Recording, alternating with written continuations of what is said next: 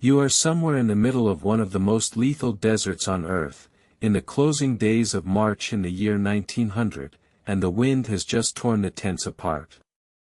Around you, a small Swedish-led expedition is fighting to save its water containers from a sandstorm that has turned the air the color of rust, and in the chaos, one of the local guides, a Lop boatman named Ordek, realizes only after the wind finally dies down that he has left his single iron spade behind at the previous night's camp. It is, on paper, a trivial loss, a shovel, in a landscape made almost entirely of sand. But water in this desert is measured out with obsessive care, and a spade is one of the few tools that can dig fast enough to reach a buried well before the men and camels depending on it die of thirst. So Ordek turns back alone, retracing a day's march through a landscape that offers no landmarks at all, to find one dropped tool in an ocean of dunes that the wind had already reshaped since he last saw them. He found the spade. He also found something else, something that had no business being there, the tops of dead wooden poles standing upright out of the sand, carved with a style of decoration that looked nothing like anything built by the nomadic herders who occasionally passed through this corner of the Taklamakan. When Ordek described what he'd seen to the expedition's Swedish leader, the explorer and cartographer Sven Hedin recognized immediately that this was worth turning the entire expedition around for, except that their remaining water would not allow it, not that season. Hedin filed the location away, and it was not until the following winter, in 1901, that he was able to lead a properly provisioned party back to the site Ordek had stumbled onto by accident, purely because a spade had been forgotten in the dark. What they excavated in the weeks that followed was not a random cluster of dead trees. It was an entire buried city, and Chinese documents recovered from its sand-choked houses would soon reveal exactly which city it was, a place the ancient Chinese had called Loulan, a name that appears in official histories written more than 2,000 years ago, describing a kingdom that had, by the time Hedin arrived, been missing from the map for well over a millennium. To understand why a city would be built in one of the harshest environments on the planet in the first place, you have to look at where, precisely, Loulan sat. The Tarim Basin, in what is now China's far northwestern region of Xinjiang, is an immense oval depression ringed almost completely by mountains, the Tian Shan to the north, the Kunlun and Pamir ranges to the south and west, and at its center lies the Taklamakan, a true desert in the driest sense of the word, one of the largest sand deserts anywhere on Earth. Water only reaches this basin at its edges, fed by snowmelt rivers running down from the surrounding peaks, and virtually all of that water eventually drains toward one low point near the eastern rim of the basin, a shallow, shifting body of water the Chinese called Lop Nur. Loulan sat directly on Lop Nur's northwestern shore, at almost exactly the point where a traveler moving west out of China's Gansu corridor, following the chain of oases that would later be romanticized as the Silk Road, had no choice but to pass if they wanted to reach the rest of Central Asia by the driest, most direct southern route around the desert's edge. The desert itself has never lacked for a fearsome reputation among the people who actually had to cross it. Local Turkic folklore long associated the name Taklamakan with a warning roughly along the lines of, "Go in and you will not come out," and while modern linguists debate the precise origin of the name, nobody who has studied the region's climate finds the folk etymology hard to believe.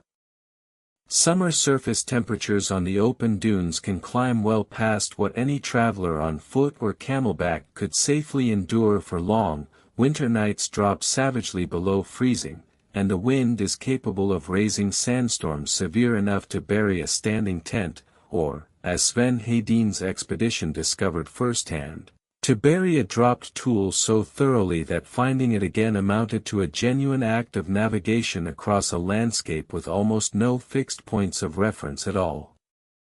Chinese sources give us an unusually early and specific written record of Loulan, because the Han dynasty, expanding westward under the ambitious Emperor Wu in the 2nd century before the Common Era, took a close bureaucratic interest in every oasis kingdom sitting along the routes it wanted to control.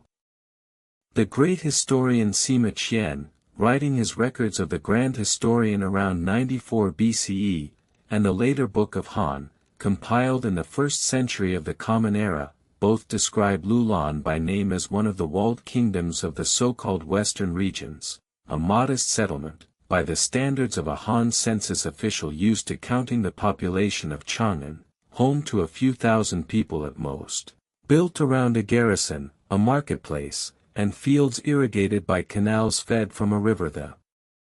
Chinese called the Kongke, or Peacock River, one of the Tarim system's many tributaries feeding down toward Lop Nur. Small as it was, Loulan controlled something enormously valuable simply by existing where it did, the only reliable water and shelter for days in any direction, on the single narrowest choke point of the entire southern desert route. Interestingly, Loulan was not even the only name this place went by in its own time. The Chinese sources give us Loulan, but documents recovered from the site itself, written in a script called Kharosthi that the kingdom later adopted from Buddhist administrative traditions further west, refer to the same territory using a different name entirely, Krorena. Modern archaeologists studying the ruins now generally use Loulan for the specific walled settlement beside Lop Nur that Hedin's expedition uncovered, catalogued simply as Site La,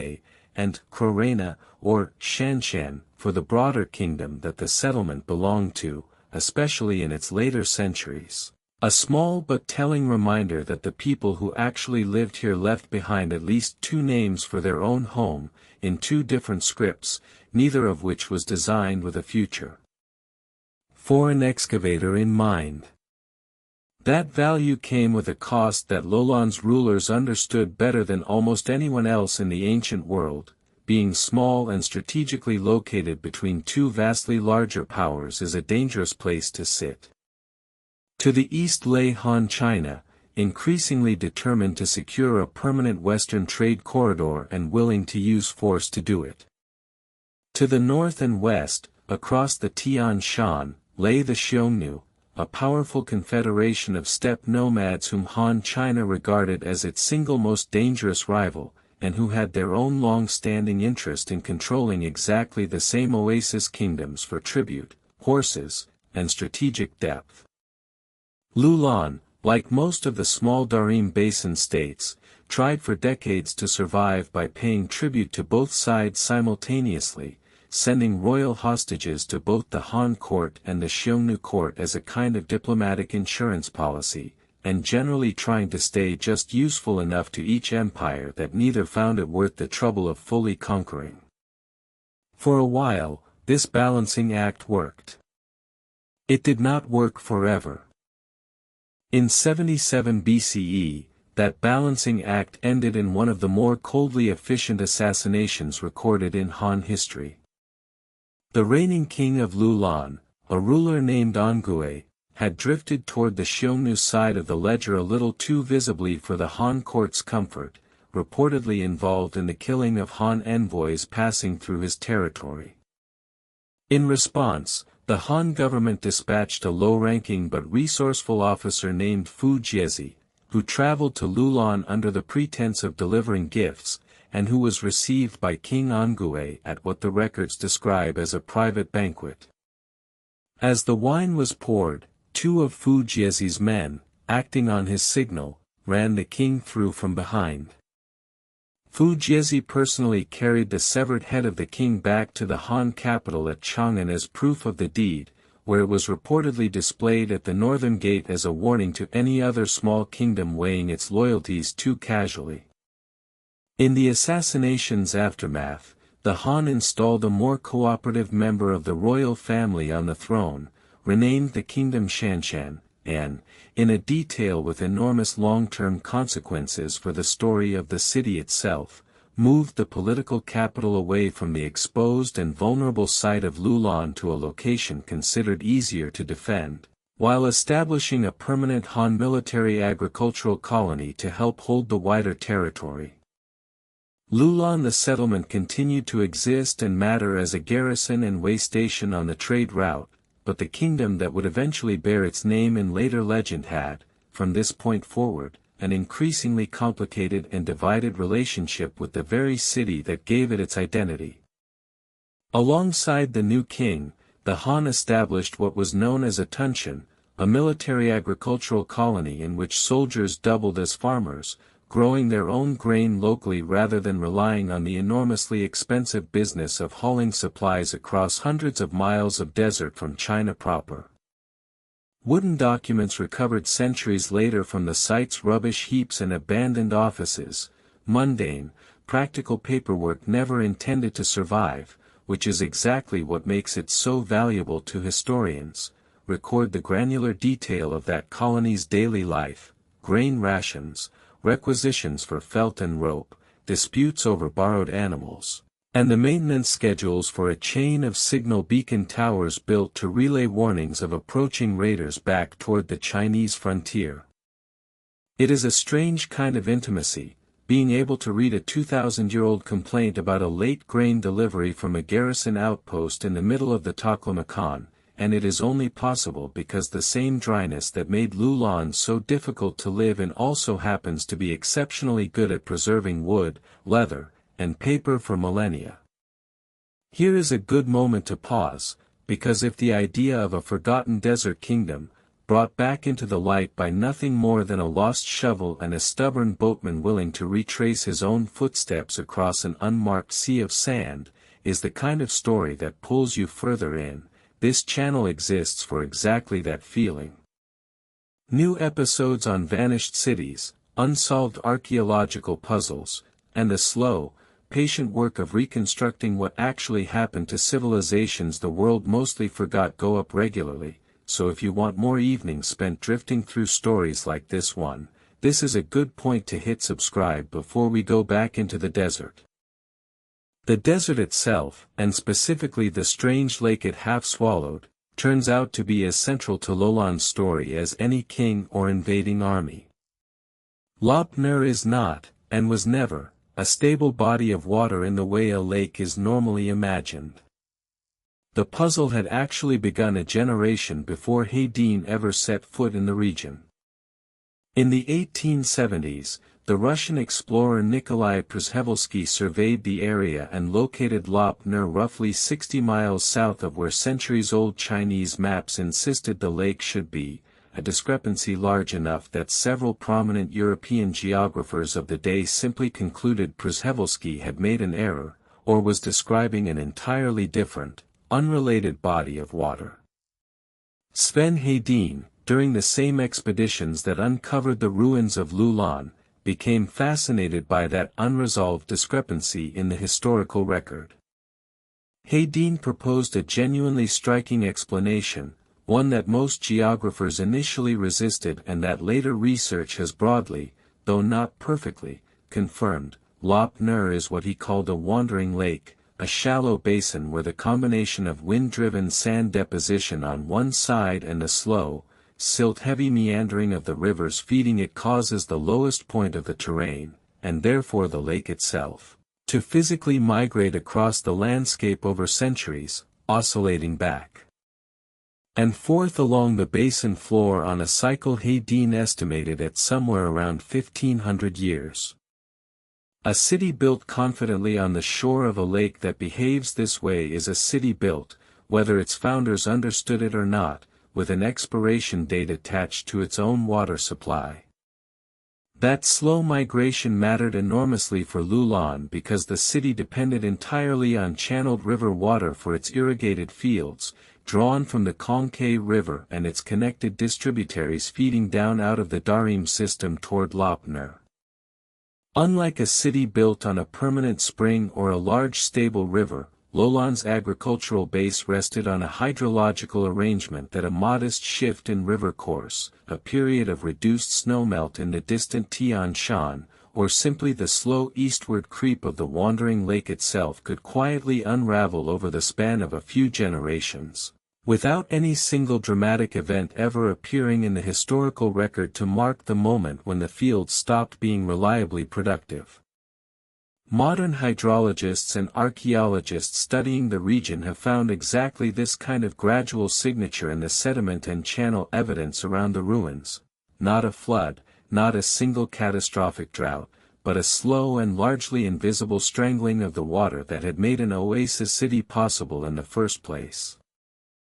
Long before any of that unfolded, though, the same stretch of desert around Loulan had already been quietly preserving an entirely different, far older mystery, one that had nothing to do with the historical kingdom at all. The Tarim Basin's extreme aridity and highly saline soil turned out to be almost perfectly suited to naturally mummifying human remains, and over the course of the 20th century, archaeologists working sites scattered across the desert recovered hundreds of desiccated bodies, many of them astonishingly well preserved, wrapped in intricately woven felt and wool textiles. Some buried wearing tall pointed felt hats that would not look out of place in a folk costume collection from far outside East Asia.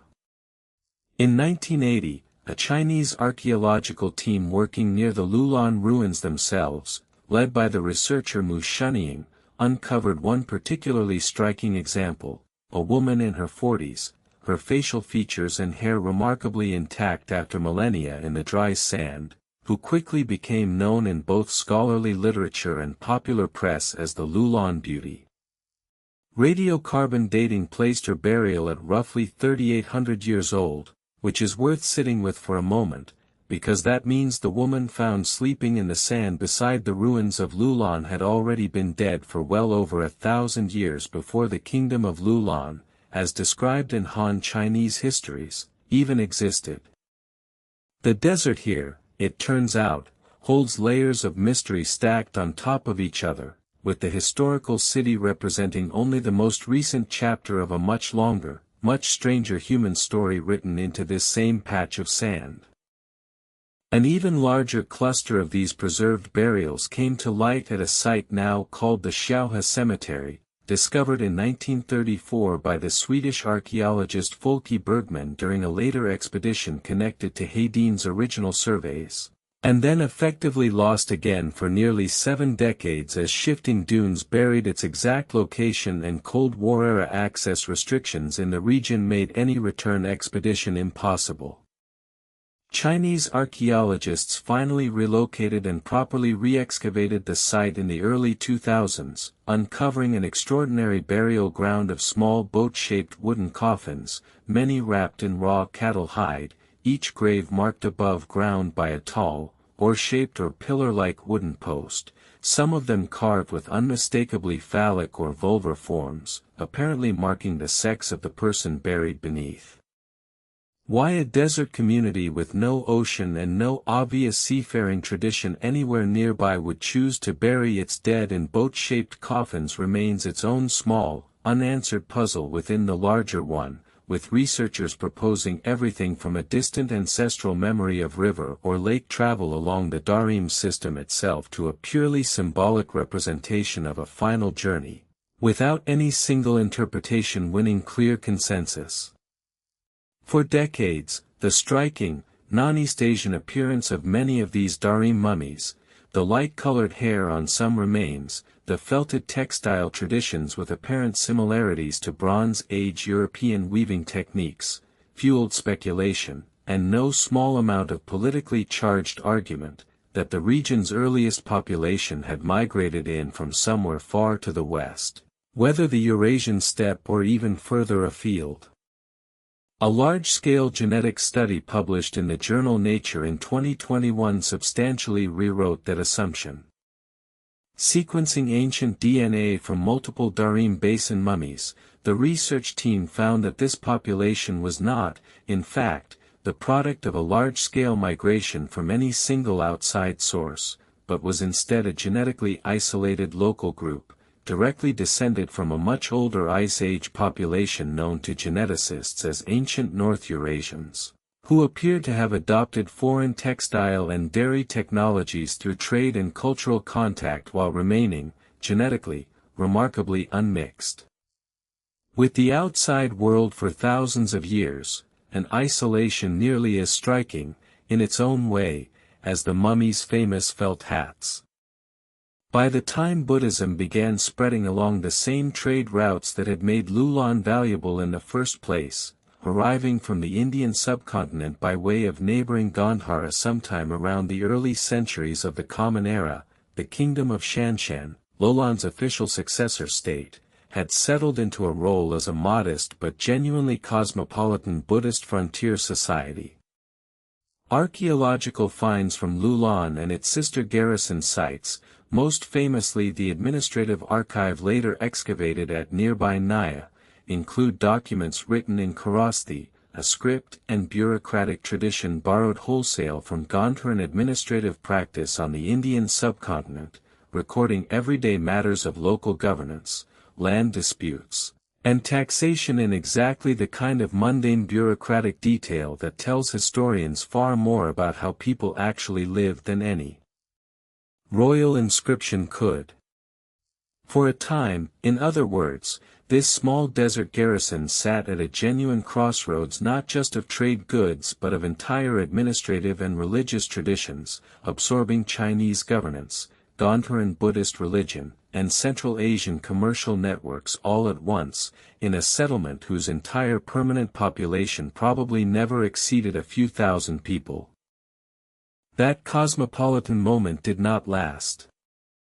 Sometime across the 3rd and 4th centuries of the Common Era, the same hydrological instability that had always made Loulan's location a gamble finally caught up with the city in earnest. The Kongke River's channel continued its slow migration, and as it drifted away from the canals that fed Loulan's fields, the surrounding farmland dried out faster than any irrigation engineering of the period could compensate for. At almost exactly the same time, merchants and administrators increasingly began favoring an alternative route around the northern edge of the Taklamakan, through oasis cities like Kutcha, Karashar, and Turpan, where water was more dependably managed, gradually pulling both trade traffic and administrative attention away from the harsher, thirstier southern route that had once made Loulan indispensable. Being merely inconvenient rather than catastrophically destroyed is, in its own way, one of the quieter and more common ways an ancient city dies, not conquered, not burned, simply bypassed, its water slowly leaving before its people finally did the same. We have one genuinely evocative eyewitness account from almost exactly this transitional period. The Chinese Buddhist monk Faxian, traveling overland toward India in search of authentic Buddhist scriptures between 399 and 414 CE, crossed this same desert region early in his journey and left behind, in his travel account known as A Record of Buddhistic Kingdoms, one of the most viscerally memorable descriptions of the crossing to survive from antiquity, writing of a wilderness where there were no birds flying overhead and no beasts roaming below, where a traveler searching for the way forward had only the bleached bones of those who had died attempting the same crossing to serve as a marker of the path. Faxian passed through the broader territory of Shanshan during his journey and noted a still functioning Buddhist community there, which tells us the kingdom, in some diminished form, had not yet vanished entirely by the very end of the 4th century. But his account also captures a landscape already tipping decisively toward the empty, waterless desolation that would eventually swallow Loulan itself completely, leaving the specific city where Ordek's Lost Spade would one day be found sitting silent and buried for roughly the next 1500 years. What makes Loulan's disappearance particularly striking, compared to many of the other lost cities this channel has covered, is the sheer completeness of the forgetting. There was no local Bedouin community quietly aware of the ruins' location the way there was at Petra, no continuous oral tradition pointing travelers toward the site the way there sometimes was elsewhere. The Tarim Basin's own population centers shifted decisively away from the old Lop Nur shoreline as the water retreated, and later Chinese administrative attention in the region focused on entirely different oasis towns. By the time European and Central Asian trade along this exact stretch of desert had become, for all practical purposes, extinct, Loulan had become a name that survived only in old texts, a kingdom historians could read about in the Book of Han but had no confident way of physically locating on the ground, until a dropped shovel and one very determined guide changed that by pure accident in 1900. Sven Hedin's initial 1901 excavation was only the beginning of the archaeological attention the site would receive. The British-Hungarian explorer and archaeologist Aurel Stein, already well known for his extensive and, in retrospect, deeply controversial expeditions along the Silk Road, conducted much more extensive excavations at Loulan in 1906 and again in 1914, recovering large quantities of Han Dynasty and Kharosthi documents, coins, textile fragments, and wooden architectural remains, a substantial portion of which he shipped back to institutions in British India and London rather than leaving in China. Stein's removal of material from Loulan, much like his more famous removal of thousands of manuscripts from the sealed library cave at Dunhuang during roughly the same period, has become a lasting point of controversy in the history of Silk Road archaeology. An early and particularly stark example of the imbalance between the foreign expeditions that had the funding and technical means to excavate remote sites and the country whose own heritage was, quite literally, being carried away in crates. Among the structures Stein documented at Loulan was the eroded remnant of a Buddhist stupa near the settlement center, a mound-shaped monument built of sun-dried mud brick that had once been the focal point of the same modest religious community Faxian would later mention passing through, standing not far from the wooden watchtower whose weathered posts had first caught Ordek's eye.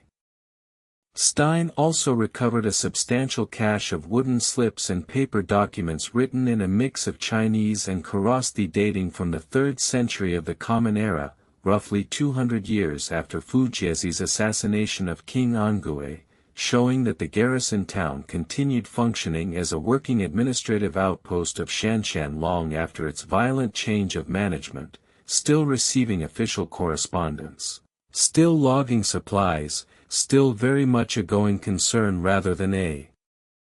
ruin, right up until the water that had always defined its limits finally ran out for good.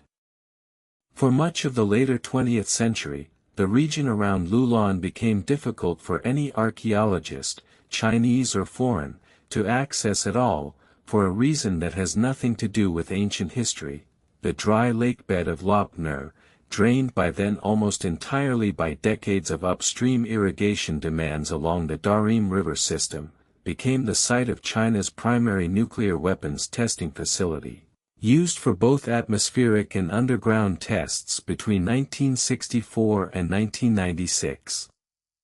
The same emptiness and isolation that had doomed Loulan as a living city made this stretch of desert attractive for an entirely different, distinctly modern purpose, and travel restrictions connected to the test site further limited serious archaeological fieldwork at Loulan itself for decades, layering a strange, very contemporary chapter of Cold War history directly on top of the ancient one. Satellite imagery, once it became available for the region beginning in the 1960s and refined considerably in the decades since, added a striking visual confirmation to Hedin's old wandering lake theory, revealing a series of concentric, ring-like patterns in the dry lakebed sediment that observers quickly nicknamed the Great Ear of Lop Nur. A natural record etched into the landscape of the lake's slow historical retreat and shift, roughly matching, in overall shape and scale, the kind of migration Hedin had proposed from ground-level observation alone more than 60 years earlier, long before anyone could have confirmed it from orbit. Remote sensing studies since then have helped researchers map the old river channels and former shorelines with considerably more precision than Hedin ever had access to, filling in a great deal of the physical picture of how the water actually moved across this basin over the centuries. Chinese research institutes have carried out several further ground expeditions to Loulan itself since travel restrictions around the old nuclear test zone eased, using GPS survey equipment and high-resolution aerial photography to map the surviving mud brick and wooden structures far more precisely than Stein's original hand-drawn sketches allowed, though the site remains remote and logistically difficult enough that it still receives nothing close to the sustained excavation and tourist infrastructure built up around better-known Silk Road stops like Dunhuang, further west along the same ancient corridor. And yet, for all of that modern instrumentation, the deeper question of exactly why Loulan's story ends when and how it does remains, honestly, unresolved in its finer details. Was it purely the slow hydrological betrayal of a wandering lake and a wandering river, indifferent to the fact that a city depended on them staying put? Was it primarily a matter of shifting Silk Road economics, as merchants and empires alike simply found it more convenient to route around a choke point that had grown less reliable?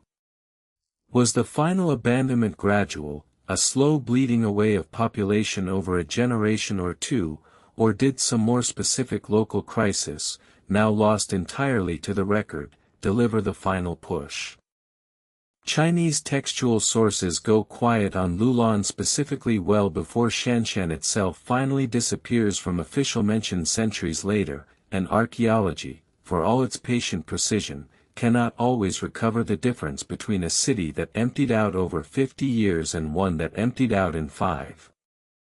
What we do know is that the sand which buried Loulan for roughly a millennium and a half is the same sand that, on one unlucky evening in 1900, briefly swallowed a single iron spade belonging to a boatman with no formal training in archaeology, and that his decision to walk back alone into an unmarked desert to retrieve it is the entire reason any of this is known to us at all today rather than remaining a name in a 2,000-year-old Chinese census record with no location attached to it. The wandering lake may still be moving, by whatever slow logic Hedin first proposed. The exact chain of events that emptied Shanshan's greatest garrison town of its last residents may never be fully recoverable from the evidence that survives. Chinese records fall silent on Shanshan as a functioning political entity by around the 6th or 7th century, absorbed quietly into the shifting patchwork of powers contesting the wider Tarim Basin, without so much as a closing sentence explaining what became of whatever population still remained. But somewhere out past the reach of easy access, in a landscape that spent 15 centuries erasing almost every trace of a kingdom that once controlled the narrowest, most valuable choke point on an entire continent's trade network, the wooden watchtowers Ordek first glimpsed through a dying sandstorm are, for now, still standing in the open air, held together by nothing more than the dryness that has preserved everything else here far longer than it had any right to, waiting to see which direction the sand, and the wandering lake beneath it, decide to move next.